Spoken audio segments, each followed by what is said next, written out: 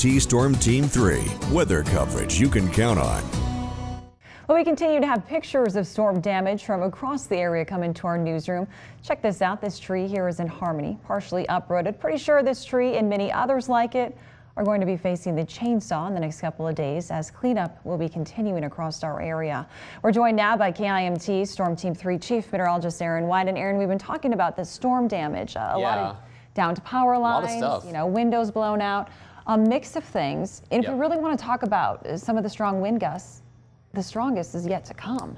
Yeah, in some ways we are going to see even some stronger wind gusts across the area, more widespread potential as we get into the next several hours. We're starting to see that in North Iowa. What you're looking at here is a live picture over Albert Lee from our live eye looking towards the west, and we're starting to see the camera shaking a little bit as the wind is starting to pick up just a little bit more. Not seeing that quite yet in downtown Rochester, but you can see just the conditions.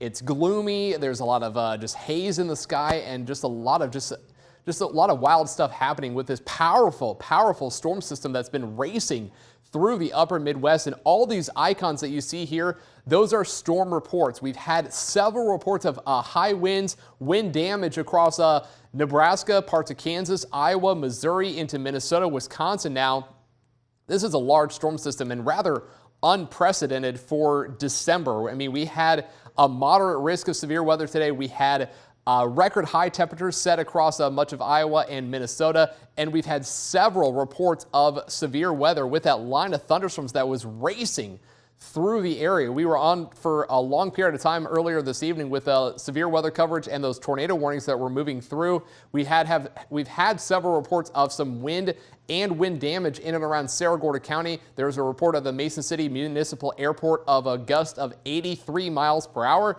We've had wind gusts in about 55 to 65 miles per hour in and around Charles City and Floyd County. There was hail reported of about nickel to quarter size earlier this evening when that line of storms was racing on through.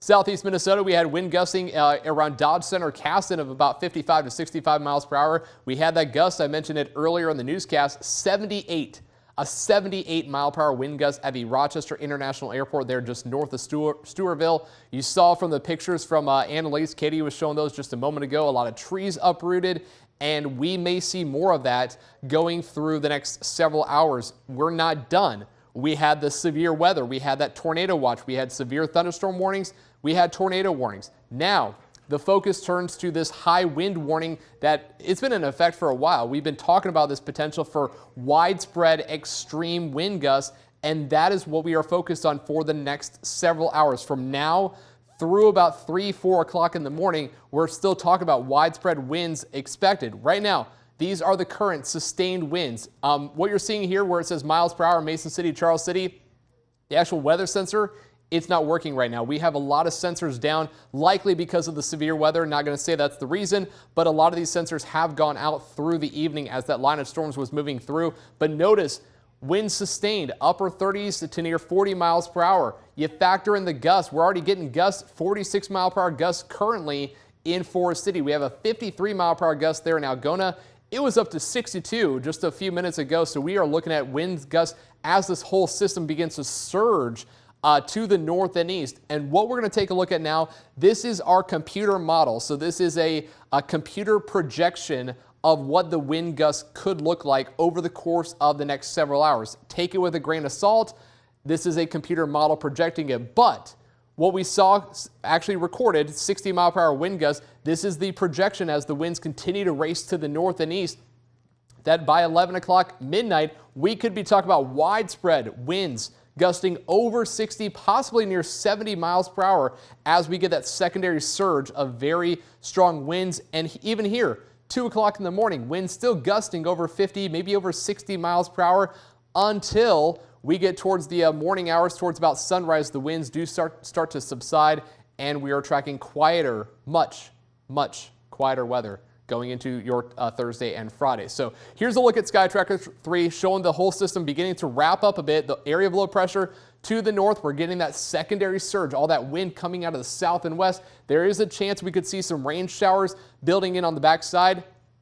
Notice to the north and west behind the banner, behind the time there, that blue, some snow actually falling in western parts of Minnesota. So we went from a winter storm last week to tornadoes and severe weather today, and now even some snow on the backside of the system. So everything's going to be clearing out of here as we get into tomorrow morning, and we actually will start to see some sunshine returning and quieter conditions as we get into tomorrow afternoon.